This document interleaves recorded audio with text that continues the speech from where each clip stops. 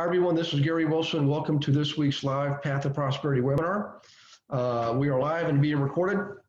Welcome aboard, all of you who are on live. And if you're listening to this in recorded mode or watching recorded mode, of course, it's going to be after today's date. It'll go out to recording will go out tomorrow. Excuse me. So, in any case, for all the new or newer folks, please remember we all are on mute mode. Or all of you are muted by default. We can unmute you from time to time. We often do that. And also you use the chat box to type in your questions during the webinar, okay?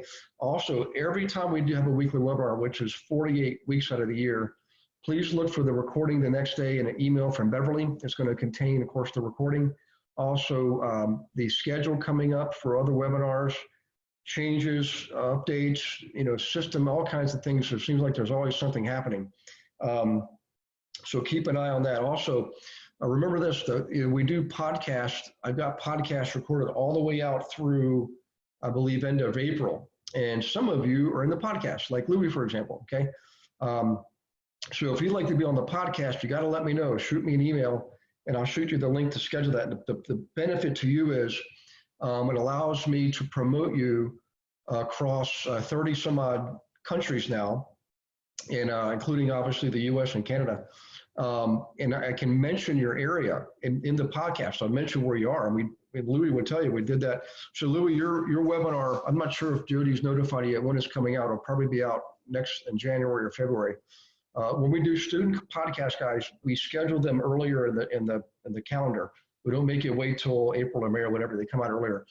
So it's a great way for me to promote you. Also, it shows the consumers. Remember, these are all like dentists, engineers, teachers, pilots, and some of them are going to be watching this, by the way. But it shows them who you are, and you get to talk about what you do. So it's a great way to attract these folks to you, man. It lends you credibility. Okay, and also the podcast, send them out. They're informational, educational. Send them out to your clients when the email comes out announcing this, whatever that week's webinar, podcast is. Send it to your folks. And by the way, I had a great call earlier with Jamila from Houston, Texas area, and some of the investor agents are using some of the material that you're given. It's given to you to be used. You have what's called ownership rights. Okay. You can send that out to your clients, and you should do that. I mean, the more informed they are, the better clients are going to be, guys. Send them the calculator spreadsheets. More importantly, on My Investor Services website, in the members area, click on server level, go down to Premier Books. Consumers have to pay for those, $10, I believe, on Amazon. I wrote them, but My Investor Services owns them. You get to get them for free, the electronic version. You can send that to your clients. So if you have somebody who's interested in flipping or buying rentals or wholesaling or whatever, go grab that book and send it to them. Say, look, I think you should read this, become more informed, more educated. Then you can make a good decision whether or not they want to pursue that. This is you speaking to them. Again, lends you credibility. Make sure, even though my name's on it as their author, you can put in the email, make sure they know it came from you. Just anything you can do to beef yourself up, you definitely want to do it. I mean, 2020 is shaping up to be a pretty darn good year. So in any case, keep all that in mind, and let's go ahead and get started here. So tonight's subject is this.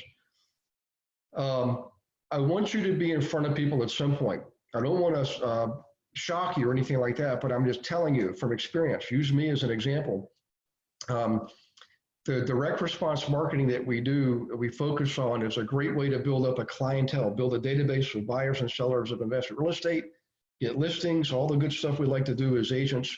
And for you investors, if you're listening, if you're in the flipping program or rental program, for example, and like Arthur Khan's in the wholesaling program, it helps you, those things help you get more clients and get the properties, okay?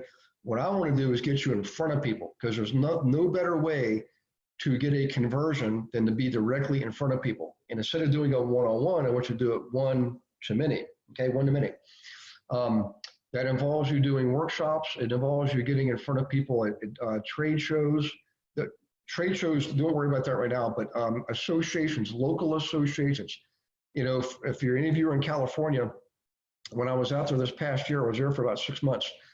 Very first month right out of the gate in San Diego, it was Cedric Farrell. I bought the passes to go to the Orange County Chiropractors Association dinner for he and I both. I paid for him his dinner. We both went. He walked away with 9 new contacts. Okay, that and directly in front of people in person having dinner, showing him what he's doing and saying, well, here's my teacher, right? Here's Gary Wilson, blah, blah, blah, blah, blah. You know, keep those things in mind. When I'm in your town, if we're not doing something together, that means I'm eating dinner by myself and staying in a hotel. Okay, so if you know I'm in your town, you know, let's make arrangements to go do those things. That's what I'm here for, okay? And I'd rather be with you than be by myself. So in any case, keep that in mind. But the point is what do you say? How do you behave? How do you carry yourself? How do you present yourself? How do you even get the thing to happen? That's what we're going to talk about tonight. And this does involve being on other people's podcasts, including mine, and also being on television if you'd like to do that. And I say anybody can be on TV. Just it's not that big a deal. It's a little bit of a challenge to get on TV, but once you're on, any of you can come up with a 3 to 5 minute presentation. You can use mine. I'll give you, in fact, if one of you wants to email me, I will send you what's called my segment proposal. Okay, and you can get on TV too, all right? So in any case, first thing is this. I want you to write this down. Your number one job when you're in front of people is to be an entertainer.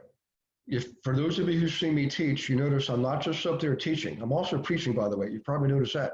But also, I'm trying to interject some real good old-fashioned real life humor, stuff that actually happens in real life, because that's what allows people to connect with you, lets them see you're a real person, and stuff happens to you too, just like it happens to everybody else. And that's how people connect with you. Remember, they want to know you, like you, trust you. Those 3 things: know you, like you, trust you.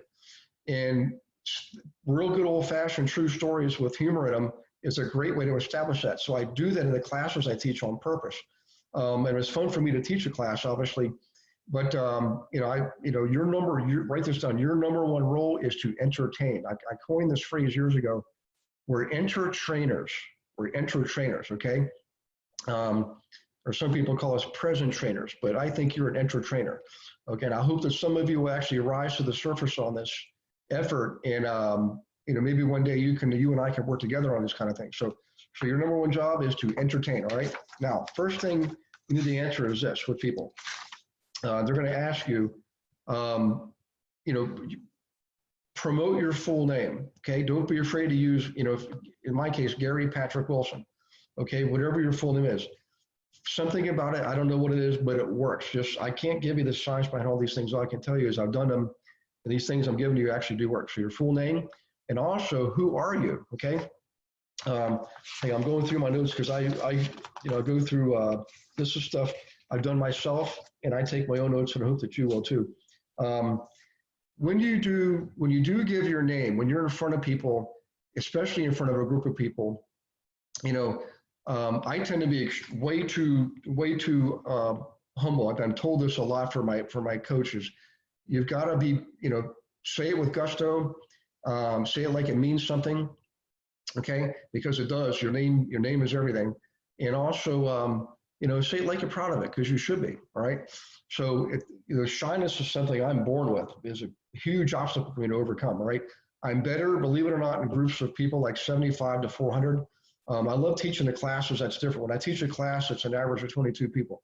But when I'm speaking, some of you see me speak in front of larger groups like Anaheim in April. Right? I think there were 75 people there. That's when I just let my ego do its thing, and hopefully I don't offend people, but I'm a lot more, I'm a lot less shy. Let me put it that way, and you should be too. So the thing is you want to create credibility. Okay, you want to create the perception of credibility. And that's why I use a lot of times when I speak at Harvard, I speak at like NASDAQ this last month. I don't just keep it to myself. I'll put it out there. Okay. And it's not just for me, by the way, it's for you guys. So now you can use it. You can say, well, here's my teacher. He just spoke at NASDAQ, pinch me because I'm just a regular person, but I got to speak at NASDAQ. So use that to your advantage. The reason I do that is it helps me attract more of the professional groups to you, so they can see you on the community site. And also when they call up, we give them your names, okay, directly, your name and phone number. That's what we do. But that's why I do those things. And so take advantage of it. I want you to do the same thing, starting off on a smaller scale, like locally, right? When you can use quotes, like one of my segment proposals for getting on television, I used a quote from Warren Buffett, which was back in, I think, 2011. So again, write this down using quotes. The quote was, he said if he could buy 100,000 homes, he would do it. He didn't buy 100,000 homes, but he did buy Prudential Realty and became under the Berkshire Hathaway umbrella, became Warren Buffett's own personal private real estate company, okay, brokerage company. But in any case, I used that quote in a segment proposal to get on television in Texas back in September, and it worked, okay? So using quotes. Now, I'm going to give you some things to write down, just things to remember, things to write down to practice, okay? Let me just go through this. Let me go through my notes as we go through the class here. And I'll point these out as I get to them. Let's see, here we go. Okay.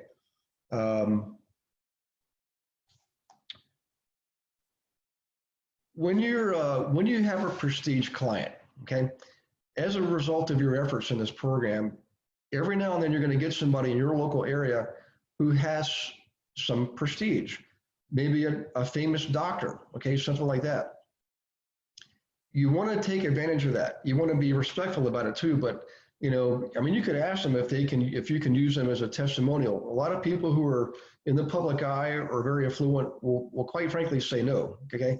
I've been blessed to have some pretty awesome clients over the years, and I found it much more difficult to get testimonials from them because they are afraid that, you know, they're usually pretty private and their name gets out there and it just makes them less private. But what I'm allowed to do is reference them when I'm talking to other prospective clients one-on-one, and you should do the same thing. Okay, so let's see here. I'm going to move to another set of notes here in just a second. So let me do that. But first, let me go back to one thing here. Your voice, okay? Again, use me as an example. Some of you have known me longer than others, and you know that my nature is to be sort of monotone and almost like a high C, data-driven kind of person. The reality is, though, I do have a good amount of D and I in my disc profile. In the latter years, more S and less D. But what happens is your disc profile, you kind of morph into whatever role you're playing. So when I'm meeting with you know, people who are buying large apartment buildings, for example, where I'm getting on a national television show, I definitely go into high D. Okay. When I'm teaching, I go into high S. S is more supportive. A lot of teachers are high S. When I'm analyzing properties to people, I'll go right into C, strong C. And in fact, we did that earlier today, looked at some pretty good numbers for somebody. And then when I'm in front of a group of people speaking, I go into high I. Okay, so in any case, back to this though, you want to change your voice while you're speaking in front of a group of people. The volume is one of the main things you can do to keep people awake and alert and aware, okay? You can raise your voice and lower your voice. You can use it for emphasis also. You can focus on lengthening out a certain word and a phrase, okay? You don't want to be weird about it, but if you want to emphasize a certain word, you can speak softly on that word, or you can lengthen the time that you spend on that word, okay? The most important thing is this: you don't want to be boring. Patterns are boring. When you find yourself falling into a pattern, and by the way, you should record yourself. You should record yourself speaking, okay, and watch the recording. At least for me, it wasn't very easy to do that in the beginning. I was very uneasy, but just like golfers who film themselves golfing usually end up having a better golfing game. Same thing with speaking, okay? You know, be dynamic. So volume, change it. You can also change it abruptly, okay? Speak more loudly, speak more softly, do it abruptly. Speed. What's interesting is a lot of people think you should speak always slowly, methodically, and that's only true when you're like in a lecture mode, okay? When you're in a entertainment mode, when you're in a sales mode, okay, when you're presenting, speed is actually better, okay? And then you can use slowing down to emphasize certain things. So speak quickly and rapidly as you're going through your content.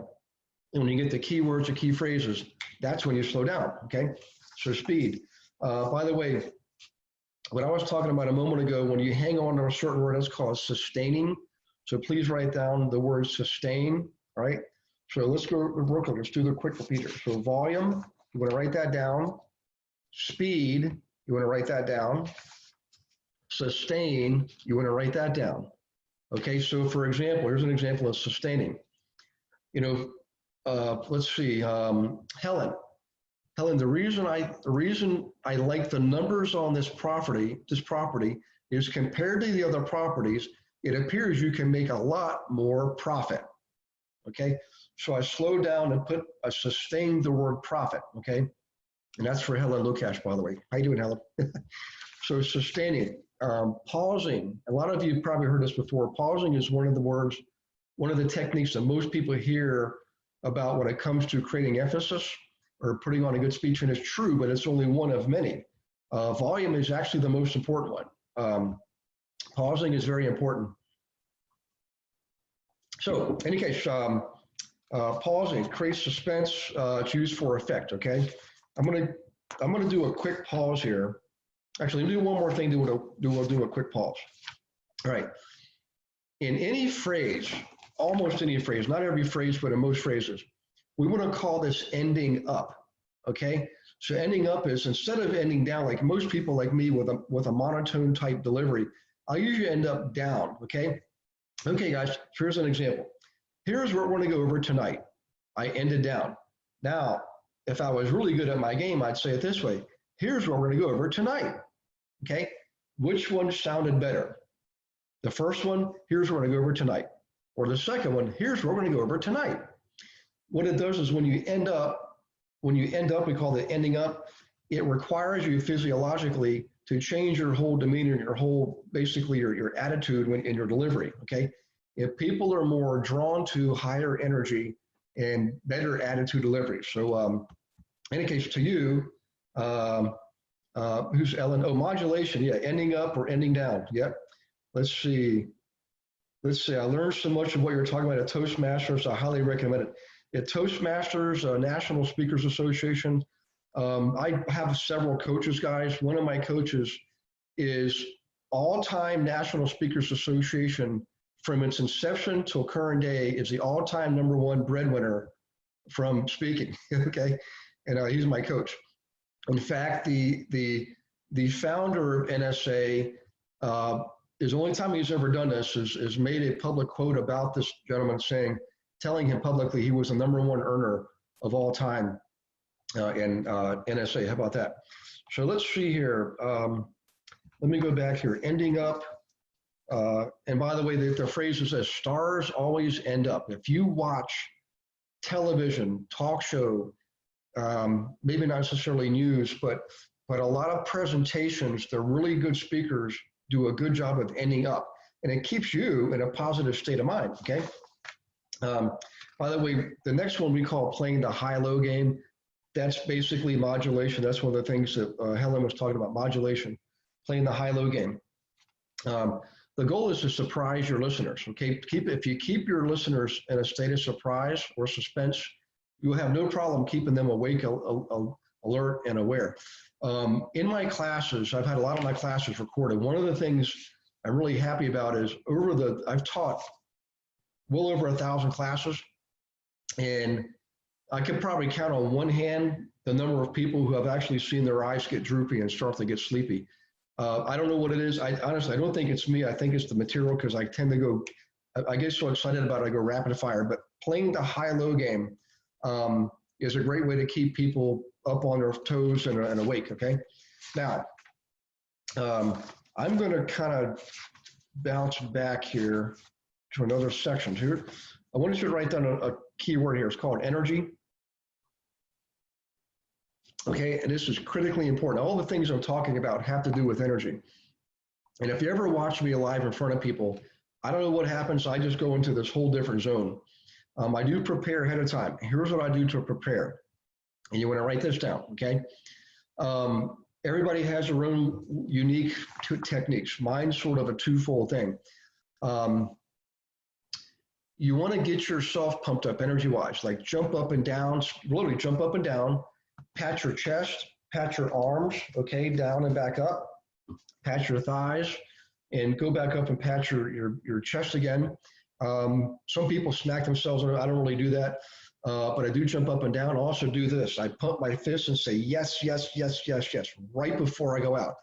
Now, before that, I actually say a prayer. I just literally stand in front of a mirror and I say, please, dear God, please use me as your servant today and help me serve as many people as possible.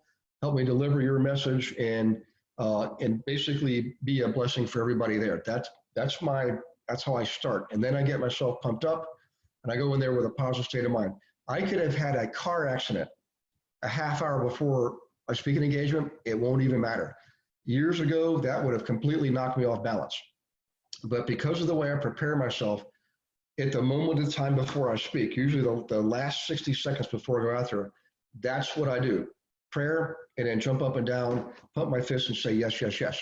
Okay. Now, the only reason that works is this is long-term preparation. I want you to write this down.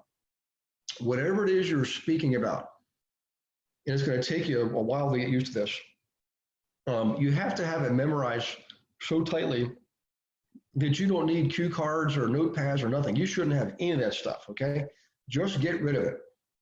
The best thing you can do to get used to giving your presentation is to use a PowerPoint with your own notes, okay? Just do it over and over and over again. Record yourself, do it in front of a mirror. But that preparation, guys, has basically not just saved my bacon, but brought me home a lot more bacon. Because just like we say in the Scouts, I am always prepared. Even if I'm dog tired, and I've literally had to go to class after waking up at 3 a.m. to catch a flight to fly somewhere and then drive a couple hours to class and still show up being bright-eyed and bushy-tailed. The only way I can do it is I'm prepared for the content, number one, and I prepare myself in the moment of time right before I speak, number two.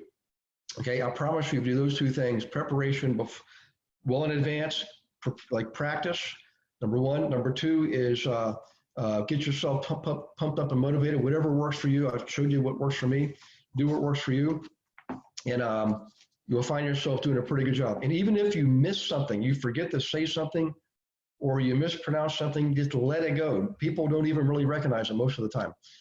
I recognize it now when I watch the news, which is very rare, but I'm on news stations now. So I've learned to watch what they're doing while I'm at the station. You'd be shocked at how many times they mess up. We just don't, no, we're not aware of it because we're so caught up. We're like almost like comatose. We're not aware when they mispronounce something or miss something or whatever. In most cases, but when you start doing this, you'll recognize foul ups in other people. Everybody does it. Just to let it go, process it, and move on. Okay. Back to energy. Okay. Energy is going to show up in volume. It's better to be louder than to be quiet. Do not, if you're a soft-spoken person, get a lavalier, a little microphone, little headset thing. I generally don't need that unless I'm in a room of, say, 30 or 40 more people.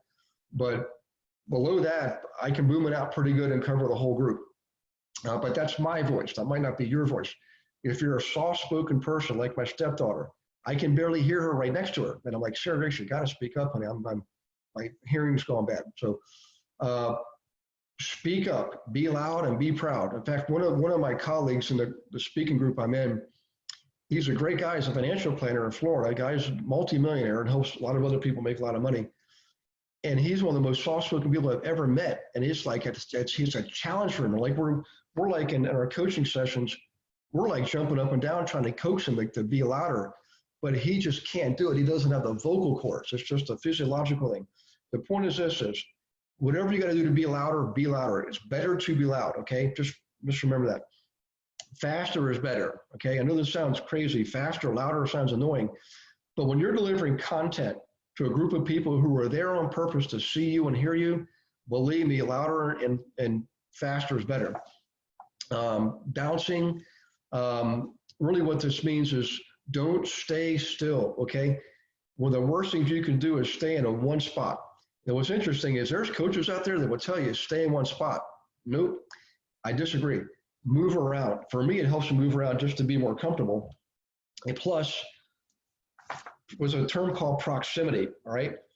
When you're in front of a group of people, you're going to connect more with the people directly in front of you than will with people in the back of the room, generally speaking. Some people in the back of the room are very good at staying connected and staying engaged and all that. I get that. But more times than not, you're going to connect more with the people up front. So what I like to do is I like to move left and right. If you ever watch me speak, I very rarely stay in the same spot more than a few seconds. It's just part of my nature. Turns out it's a better way to be. So bounce around. Also, use your hands for emphasis, okay? The arms out, like, sorry, let me do this, okay? So arms out, okay? Palms up like that, like sideways. It's hard for you to do this on the screen. Is a great way to start. Eventually get to where you can put your palms up like this. If you watch really good like coaches and public speakers who are trying to get you revved up and get you to stand up, they're usually doing something like this at some point. Okay, you've seen all of them do that. That's on purpose. It's for a reason. It really works. So using your, we call that, we call that the pat maneuver. You're like you're patting people, but you're really not. In any case, and by the way, I hope you guys are writing this stuff down. And you can watch this over and over again if you want. Let me see what else. Oh, what you're wearing is very important. Generally speaking, anymore, whenever I'm speaking in any situation, whether it's in class, in front of a group at a conference, like a larger group, 400 people, for example, or on television, I'm always wearing a suit, almost always. Very rarely will I not wear a full suit. Every now and then, if you look online, you'll see a picture of me with a sports coat on, like a suit jacket, and a dress button-up shirt and no tie. That's very rare, okay? If I was to do that, it's probably because I'm at a country club, all right? Speaking to a bunch of guys that just came off the 18th green. But almost never happens. I'm almost always wearing a suit. For the women watching, the name of the game for you is you've got a lot more to choose from than men do, obviously, as far as fashion goes. But it's what you need to see yourself in to feel comfortable, feel professional, okay? Every now and then I might wear a tuxedo. I've worn probably half dozen times I've worn a tuxedo. But that's another special occasion. It's usually because it's a black tie event, and I tell everybody wear a tuxedo. So as a speaker, you should probably wear a tuxedo. Again, for women, you're talking about some more expensive clothing, but it's what you feel comfortable in. It's what you feel appropriate in for the occasion. What you feel professional in, number one, because you're up there for one purpose, and one purpose only. That's to entertain people. Let's call it three purposes. Entertain them, inform them, and encourage them to do whatever it is you want them to do, okay? You want to inspire the living daylights out of them. Inspire them as best you can. Tell them your story. Tell them your story, okay? You've got a good story. Use it. Tell it. If you don't know what your story is, start writing, okay? Think about here's this. Write this down.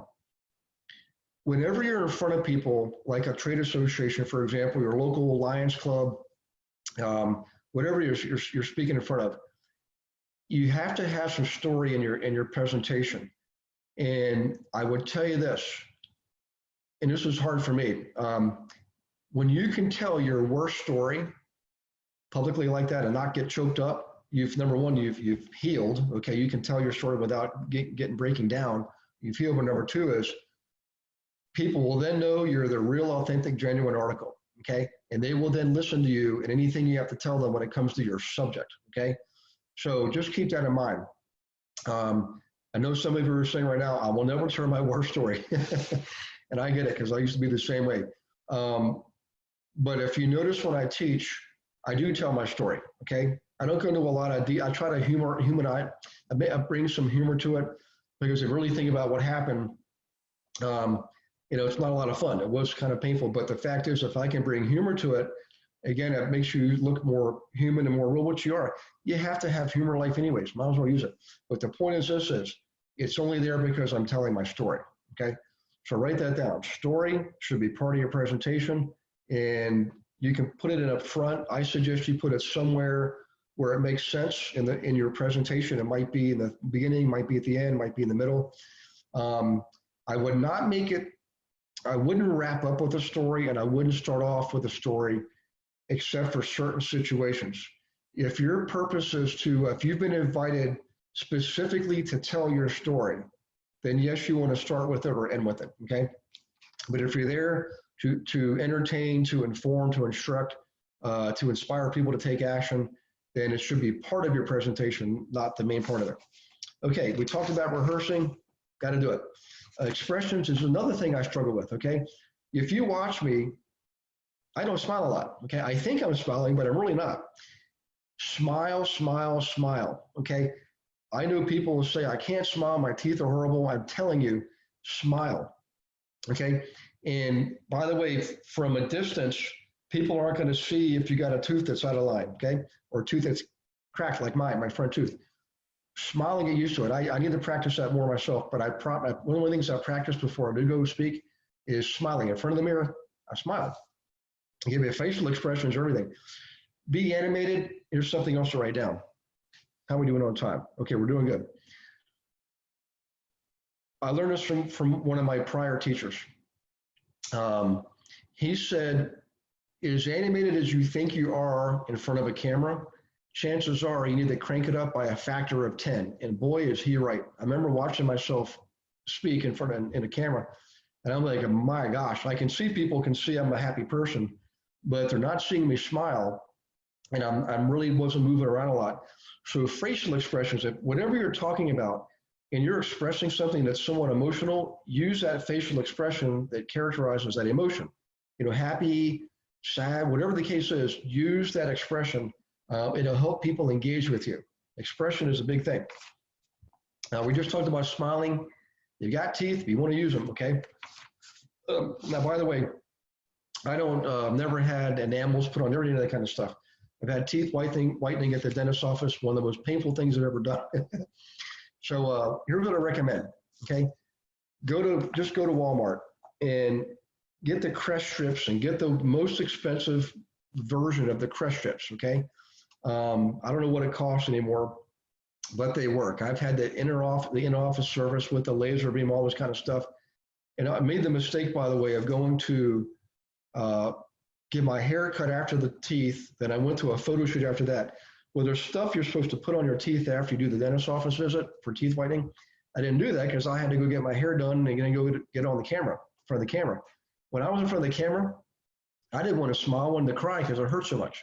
And it made not for a very good photo shoot. So in any case, the bottom line is crest strips are less expensive and they work. You get the most expensive kind and they work, right? Right now, setting. When you're speaking, if you have it all, any way to modify the setting of where you're speaking. Like if you have some, like I have banners, I have like 9 or 10 banners that I put behind me. I don't have them right now. This is one of our paintings from a lady in Vancouver. By the way, Pam Hall Hunt is an awesome artist. She lives in Vancouver, and we've paid her to commission her to do 3 or 4 paintings for us. I'm sorry, like 7 now. But in any case, back to this. Banners behind you, they're very inexpensive. You can get a banner with a bunch of motivational sayings on them, maybe a collage of you speaking at other locations, whatever it is. Some testimonials from your clients, put them on a banner. Okay, whatever you can do to enhance your position in the viewer's mind, whether they're in front of you in person or on television, you should do it, okay? You want to make sure also that if you are speaking, that there's not like anything distracting up around like boxes or other people's products, things like that. They should all be cleared out so that when you're up there speaking, everybody listening to you is focusing on you and you alone. And if you have your own material with you, banners and what have you, absolutely use it. By the way, write that down, banner, just simple, 6, 7 foot tall, 2.5 feet wide. I think we get them made. Matter of fact, Beverly's going to listen to this. Beverly, if we can get everybody, the person or the group that does our banners, we can share that with the group. That would be great. I think we get them for like under $100. Just get one for now. Keep it with you in your car. When you go to speak somewhere, when you do a workshop, stick it up behind you, okay? By the way, everything I'm talking about now can be used in the simplest form, which is a workshop, okay? So setting, very, very important. By the way, I love speaking when I'm in Canada. I like speaking in places that have the Canadian flag. When I'm in the US, I like speaking in places that have the American flag. Some places in the border states will let me have both flags, okay? All right, we talked about hands. Let's see if there's anything else in this, because I'm going to switch books here. Talked about smiling. I never had professional speaking lessons, but I'm going to be taking them, by the way. And one of the things you can really do for yourself, let me see if Tanya's on here. She has an awesome voice. She's in Abilene, Texas. Tanya, there you are. Happy New Year, Tanya. It really does help you if you can find your voice. That's what we call finding your voice. And every good voice coach will tell you, every one of you has a voice. You just have to find it. Okay. You don't have to be like me. I'll tell people I sing like Bruce Springsteen. It's like I'm yelling. Okay. Although I think I sound pretty good in the shower, but don't be afraid to take some lessons. You don't have to be a professional singer. All right. By the way, we've got a couple people in the group that have had professional careers, and they've been coached, professional coaching. Something else I can think of is rhyming. Okay. Louis, by the way, Tanya, Louis says hi. Get Tanya to say hi. So Tanya, if you're still on, go ahead and say hi.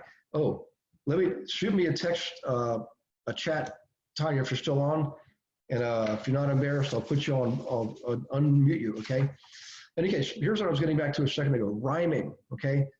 You don't want to abuse this one, by the way. You don't want to do too much rhyming in a presentation, but a little bit of rhyming actually does help a lot. Okay, do it at strategic points for emphasis. Okay, for example, like I'll say something sometimes like this, says, I'm giving you everything you need to help your client succeed, okay? Which is a true statement, but it has a little bit of a rhyme in it, and it creates more emphasis, okay? So rhyming, oh, well, here's a good one. We call these act outs. So please write that down, act, space, out, acting out. This is literally, comes back to being more animated, but in particular, here's where acting out is very important. If you're gonna impersonate somebody, and by the way, impersonating is one of the best things you can do. Always act it out. Okay, if you think about Jim Nabors, remember Jim Nabors from he was from Mayberry RFD, then he had his own show, Sergeant Carter. I can't remember the name of the show, but he was very animated, and he was doing a lot of body movement when he was acting. So if you're impersonating Jim Nabors, you should impersonate his body movement and his face and a smile, which is big, John Crooked smile. Remember that? Like this, and you say Shazam, Shazam, Shazam. Do that. If you're imitating Donald Trump or Muhammad Ali or whoever, act it out. Okay. I know it will feel silly at first, but I promise you, get used to it. Okay. So in any case, Gomer Pyle, there's, thanks Siobhan, that's right, Gomer Pyle. In any case, acting out, let's see, externalize, internal monologue. We talked about rehearsing. Let's see, by the way, here's a famous quote. Let me see if I can remember. Oh, Michael Port. Here's what Michael Port says about rehearsing. So people don't like to rehearse because you suck when you rehearse. But if you don't suck when you rehearse, you will suck when you perform. So the bottom line is rehearse and get used to it. I promise you, it does perfect your game. Okay. All right, let's see here. I'm going to see if there's anything else I want to go over in this book here. So give me just 1 second, guys. If you have questions, now is the time to type them in. All right. I think I've got a few more things. Hang on 1 second here. So, okay. On your website, and also on your Facebook page, on your LinkedIn page, you want to have a really great headshot. It's worth it to pay for a professional headshot. And it's going to change. I mean, every year or two you should do a new one. But get a great headshot. This is one you probably do want to have it professionally done where you're posing. You can use natural shots of you elsewhere in Facebook and LinkedIn and on your website page, okay? So the point is this is something you can use and recollect. You can basically repurpose a great headshot for multiple business cards, brochures, what have you, the book that you're going to be doing, promoting yourself. If you're going to be on TV, you got to have a good headshot, things like that. So I would suggest to do that. Also, the next time you give a presentation where you're speaking in front of people and it's going to have a bit of your story in there, have it recorded. And actually write this down, have it recorded and have the recording transcribed, because this could be the beginning of you writing a book for yourself. Doesn't have to be a 500 pager. I just wrote my 7th book. It's all of 60 or 70 pages. The 6th book was like almost 600 pages. The bottom line is some of the best books I've ever written or read, and probably you feel the same way, were probably shorter in nature because they got to the point. They give you a story, a lesson, something you got to learn. And we call them airplane books. You can read them on an airplane ride, okay? So I would tell you it's one of the best marketing techniques you can use also, especially if you're going to be speaking in front of people. If you got a book that you can hand out there while you're speaking, and then your book has your contact information, way better than a business card, okay? In fact, most books are created for the purpose of marketing, not for the purpose of making profit from the book, okay? So in any case, speak, get it transcribed, send it to a professional editor. In fact, the person I use, her name is Demi Stevens, and she does this, that's her job. I know other people who have used her, so I use her too. So if you want to have her information, I think she's on the website, on the community site. But if not, hopefully Beverly will catch us. We can send you Demi's, it's DEMI. Give her information too. Okay. In any case, we talked about headshot, photos with the audience. This is really important. The best photos of you with an audience are from behind the audience. So you're seeing the backs of heads of your audience, but they're seeing the front of you. Okay. I know it's tempting to take a picture of you with the audience in front of you and you see the faces of the audience. Nothing wrong with that, but it turns out the better shots are the audience looking at you, and the shot is from behind the audience. Again, this is one of those science things. I couldn't tell you the science behind it, but I can tell you that it works, okay? Let's see, I think I'm getting close. Yeah, I talked about videotaping your speech. You can also then put that on YouTube. So create your own YouTube channel, right? And if you want to make your name the YouTube channel, Louis, Yvonne, Stacia, Tanya Riley. But by the way, first and last name, and I do suggest possibly use your middle name too. But make that your YouTube channel, and anytime you speak in front of people, record it and put that on your playlist, okay? So videos of your speech. Later on, this is not a now thing, this is a later thing, is create what's called a sizzle reel, okay? And I don't have it right. I have what's called an intro video. Actually, I have a sizzle reel, but it's not used the way I'm intending it here. A sizzle reel is what you can send to local television stations showing you in front of people speaking. Remember, a television producer, the primary concern of theirs is this. Number one is what you have to talk about appealing to most of the people. In case of housing, absolutely appeals to most people. Everybody lives somewhere. Either you're rent or buy, or if you're in certain parts of the country, maybe you're sleeping in your car. But the point is everybody lives somewhere, and most people rent or own the home or apartment they're living in, okay? So the fact that we're in real estate, it's always relevant, always pertinent, okay? It's just depending on what story you want to convey. So you want to show them that you've also been in front of people. They don't want to have you up there having a nervous breakdown, okay? You got to show them that you're comfortable in front of people for any length of time. Usually on TV, maximum 5 minutes, okay? So record what you've been doing. You can use that to shorten it down to a quick little sizzle reel, especially with people raising their hands or clapping for you or something like that, okay? Let's see here. We talked about, you should definitely have testimonials, okay? Media, stage, celebrity attachment. If you don't know anybody right now who you would consider a celebrity, even at a local level, okay? Most of you probably know somebody, you're just not thinking of it right now. Somebody who's locally known. You can always use me. What's interesting is most people won't know me, although I've been in over 600 cities and towns. But what you do is you say something like, Gary Wilson's my mentor. He's spoken at Harvard, NASDAQ, whatever, been on the national news, been on Fox News, Chicago, Washington, D.C., San Diego. You can put those things in there because what that means, what that tells them is you're not just kind of winging this. You've got guidance and support and things like that. Okay, I think that's about it for that. If you can get selfies, by the way, whenever you're in front of people, I'm really bad at this, guys. I should do more of it, but I just can't seem to remember because I get all caught up in what I'm talking about, is to get selfies with people. When you're speaking in front of people, you know, during the break at the end, everybody's shaking hands, saying goodnight, all that kind of stuff. Get some selfies, okay? Show lots and lots of selfies. Later on, you'll start to get selfies with some celebrities, and those are good things to put on your website too. Okay, I think that is about it. So let me go, let me do it on, guys, we've got about 10 minutes. Let me do this. Let me see if we got any questions. This is from Louis.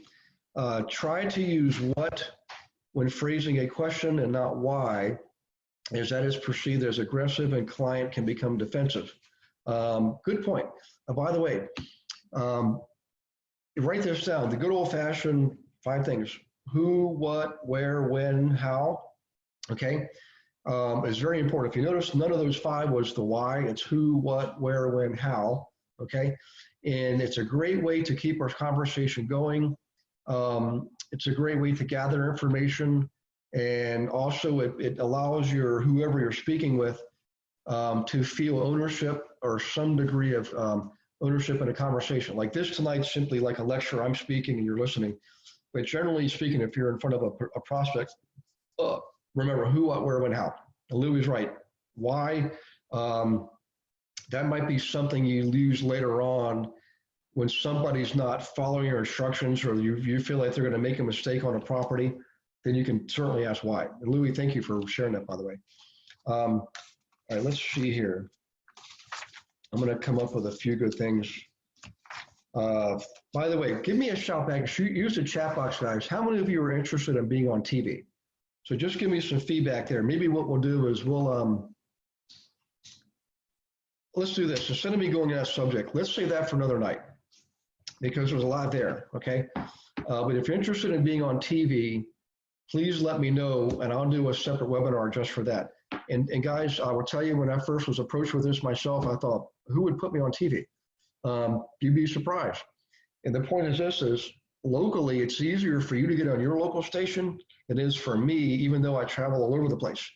The point is the producer wants somebody who has something that's going to appeal to most people, you're comfortable in front of people, and it has some type of local appeal. In other words, it's relevant locally, okay? National news, yeah, a good thing. But look, and by the way, Louis, I see you just responded there. There's a show in Toronto called The Breakfast Something. I'm going to try to get on that, by the way.